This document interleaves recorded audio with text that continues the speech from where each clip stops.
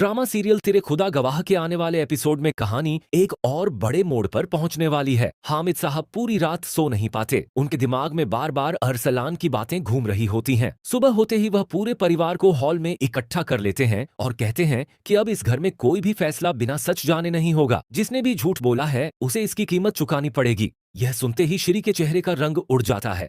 वह समझ जाती है कि अब उसके लिए बचना आसान नहीं होगा, लेकिन फिर भी वह खुद को संभालते हुए कहती है कि वह हमेशा से इसी घर की भलाई चाहती थी। तभी सुफियान गुस्से में कहता है कि अगर यही भलाई थी तो दुश्मनी कैसी होती? तुम्हारी वजह से जाशा की जिंदगी बर्बाद होते होते बची है और पूरे परिवार के रिश्तों में दरार आ गई है। श्री जवाब देने की कोशिश करती है, लेकिन तभी अरीशा अपने मोबाइल के साथ वहां पहुंच जाती है। वह कहती है कि अब किसी को बहस करने की जरूरत नहीं है, क्योंकि उसके पास ऐसा सबूत है जो सारी सच्चाई सामने ले आएगा। यह सुनकर सबकी नजरें अरीशा पर टिक जाती हैं। वह मोबाइल में एक ऑडियो रिकॉर्डिंग चलाती है जिसमें श्री किसी से बात करते हुए कह रही होती है कि अगर अरसलान और जाशा की शादी टूट गई तो उसका असली प्लान कामयाब हो जाएगा। रिकॉर्डिंग सुनते ही पूरे घर में सन्नाटा छा जाता है। हामिद साहब गुस्से से कांपने लगते हैं। वह श्री से पूछते हैं कि आखिर उसका असली मकसद क्या था। अब श्री के पास कोई जवाब नहीं होता। वह बहाने बनाने लगती है कि यह रिकॉर्डिंग झूठी है और किसी ने उसे फंसाने के लिए एडिट की है।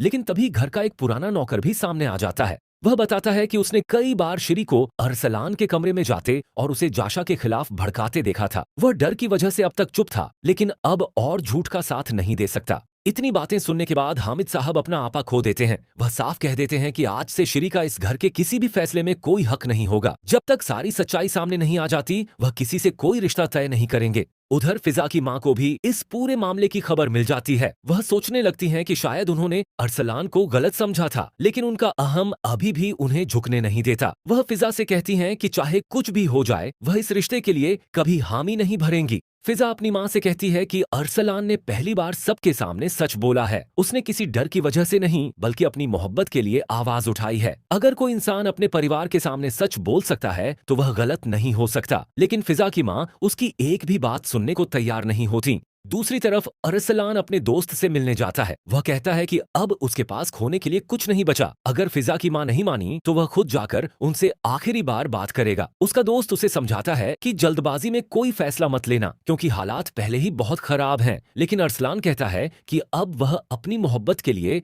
हर मुश्किल का सामना करेगा। इसी बीच जाशा एक ऐसा फैसला लेती है जो सबको चौंका देता है। वह हामिद साहब के पास जाकर कहती है कि अब अरसलान की जुबान से यह सच सुनते ही पूरे घर में सन्नाटा छा जाता है। किसी को भी यकीन नहीं होता कि जिस लड़के ने अब तक जाशा के साथ अपनी शादी की बात पर कभी खुलकर विरोध नहीं किया, वही आज सबके सामने यह कह रहा है कि वह सिर्फ और सिर्फ फिजा से मोहब्बत करता है। हामिद साहब गुस्से और सदमे में अरसलान को देखते रह जाते हैं। वहीं जाशा की आंखों से आंसू बहने लगते हैं। उसे ऐसा महसूस होता है कि उसकी पूरी दुनिया एक ही पल में बिखर गई है। सुफियान यह सब देखकर खुद को रोक नहीं पाता और अरसलान के सामने आकर कहता है कि अगर तुम्हारे दिल में फिजा थी तो फिर तुमने जाशा की जिंदगी के साथ खिलवाड़ क्यों किया? आखिर क्यों उस पर झूठे इल्जाम लगाए और क्यों मेरे और उसके रिश्ते को तोड़ने की कोशिश की? तुम्हारी एक गलती की वजह से पूरे घर का सुकून खत्म हो गया है। अरसलान सिर झुकाकर खड़ा रहता है।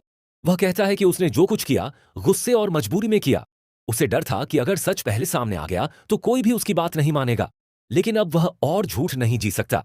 इतने में श्री बीच में बोल पड़ती है। वह कहती है कि अब पुराने मामलों को कुरेदने से कोई फायदा नहीं होगा। जो होना था वह हो चुका। बेहतर यही है कि हर कोई अपनी अपनी जिंदगी का फैसला खुद करे। लेकिन हामिद साहब तुरंत श्री की तरफ मुड़ते हैं और कहते हैं कि नहीं, आज हर सवाल का जवाब मिलेगा। मुझे पूरा यकीन है कि इस पूरे खेल के पीछे तुम्हारा भी हाथ है। श्री के चेहरे का रंग उड़ जाता है।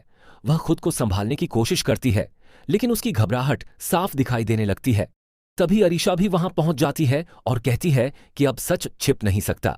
मैंने अपनी आंखों से देखा था कि किस तरह श्री ने अरसलान को उकसाया था और जाशा के खिलाफ उसके मन में जहर भरा था। यह सुनते ही पूरे घर में हलचल मच जाती है। हामिद साहब गुस्से से श्री से पूछते हैं कि क्या यह सब सच है? क्या तुमने अपने फायदे के लिए पूरे परिवार को तोड़ने की कोशिश की? लेकिन श्री हर इल्जाम से इनकार कर देती है और कहती है कि यह सब लोग मिलकर उसे बदनाम करना चाहते हैं। उधर जाशा टूट चुकी होती है। वह रोते हुए कहती है कि अगर अरसलान के दिल में कभी उसके लिए मोहब्बत थी ही नहीं तो उसे इतने बड़े सपने क्यों दिखाए गए। उसकी क्या गलती थी कि हर बार उसी की जिंदगी दांव पर लगाई गई। जाशा की बातें सुनकर हामिद साहब की आंखें भी नम हो जाती हैं। वह कहते हैं कि इस घर में सबसे ज्यादा नाइंसाफी जाशा के साथ हुई है और अब ऐसा नहीं होगा। वह ऐलान करते हैं कि जब तक पूरी सच्चाई सामने नहीं आ जाती इस घर में किसी की भी शादी की बात नहीं होगी। दूसरी तरफ फिजा अपनी माँ के साथ बैठी होती है। उसे जैसे ही पता चलता है कि अरसलान ने सबके सामने अपने प्यार का इजहार कर दिया है, वह घबरा जाती है। उसे डर होता है कि अब उसकी माँ कभी भी इस रिश्ते के लिए तैयार नहीं होंगी। फिजा की माँ गुस्से में कहती हैं कि उन्होंने पहले ही अरसलान को मना कर दिया था, लेकिन उसने फिर भी उनकी बात नहीं मानी। अब अगर वह दोबारा इस घर के आसपास भी दिखाई दिया, तो वह सीधा उसकी फैमिली को बदनाम कर देंगी। फिजा अपनी माँ को समझाने की कोशिश करती है कि